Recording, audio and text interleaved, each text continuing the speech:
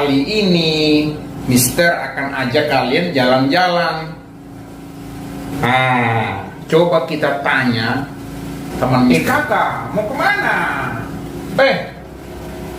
Kau mau kemana? Jalan-jalan kakak, jalan-jalan. Nggak takut corona? Tidak, corona saya pun tetangga kakak, aman ya itu. Sudah. Oke guys, sekarang kita sudah di Bandara Sepinggan Balikpapan, Kalimantan Timur. Nah, sekarang kita akan terbang ke Provinsi Nusa Tenggara Timur guys.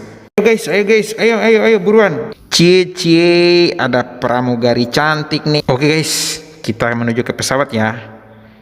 Nah, aku pilih di tempat yang ini aja lah. Ayo kita berangkat teman-teman.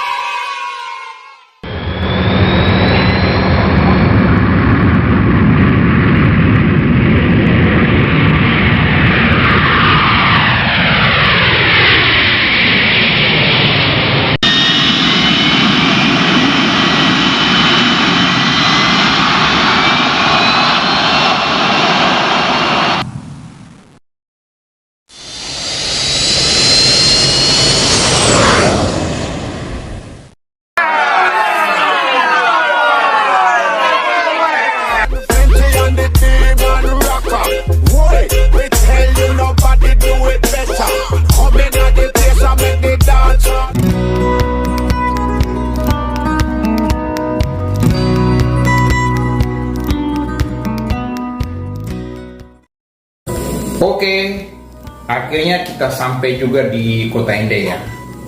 Nah, sebelum kita masuk ke alasan dulu ya. Alasan yang membuat Bung Karno diasingkan di Ende adalah itu karena pemerintahan Hindia Belanda tidak mau membiarkan Soekarno bergerak bebas untuk melawan pemerintahan kolonial Belanda.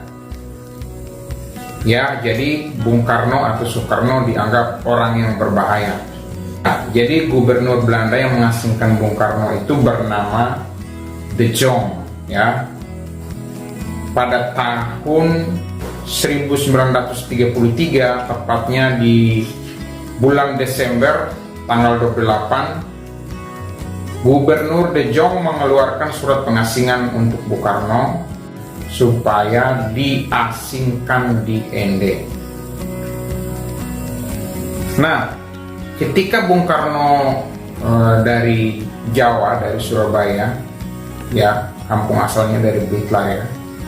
Nah, Bung Karno tidak datang sendiri, tetapi Bung Karno bersama dengan keluarganya. Mereka numpang menggunakan kapal layar yang bertolak dari pelabuhan Surabaya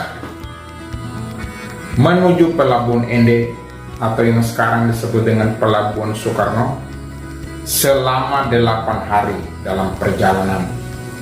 Nah, Bung Karno ini sendiri diasingkan di Ende, di rumah ini ya, di rumah belakang ini, itu selama 4 tahun, mulai dari tahun 1934 sampai dengan tahun 1938. Nah, selama di Ende, pergerakan Bung Karno juga diawasi oleh tentara Belanda. Dan dia harus melapor setiap hari ya, di pos militer Belanda. Nah, hal itulah yang membuat Bung Karno sangat stres. Nah, untuk menghilangkan rasa frustrasinya, ya dia banyak membaca buku dan sering berbicara dengan misionaris Katolik dan pastor-pastor Katolik. Lalu apakah hal yang berharga yang didapat dari Ende untuk Indonesia? Nah, dari kota Ende ini Bung Karno menemukan Pancasila yang terinspirasi dari pohon sukun. Jadi di dalam kesendiriannya, dalam masa-masa perenungan untuk kemerdekaan Indonesia, Bung Karno sering keluar dari rumah ya. Itu jaraknya sekitar 500 meter. Nah, dia duduk di bawah pohon sukun. Lalu ketika dia melihat pohon sukun itu, ternyata pohon sukun itu cabangnya ada 5 ya. Jadi dari situlah inspirasi Pancasila terbentuk.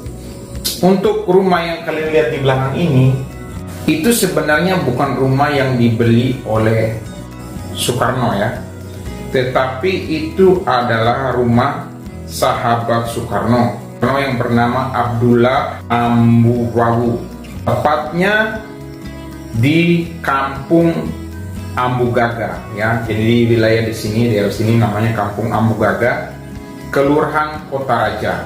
Oke, jadi di dalam ruang pengasingan ini di belakang kita ini itu terdiri dari 3 kamar tidur, 1 ruang tamu, dan juga 1 ruang tengah. Lalu barang-barang peninggalan Bung Karno yang ada di dalam rumah ini, itu yang pertama itu ada setrika arang, terus bola, ranjang, lemari, biola, lampu minyak, peralatan makan, dan salinan naskah tonil karya Bung Karno atau naskah drama yang ditulis oleh Bung Karno sendiri, yang dipentaskan biasanya di Gedung Immaculata ya, sekitar tahun 1934-35. Itu untuk aktivitasnya selama beliau masih di ND. Kita akan masuk ke dalam rumah.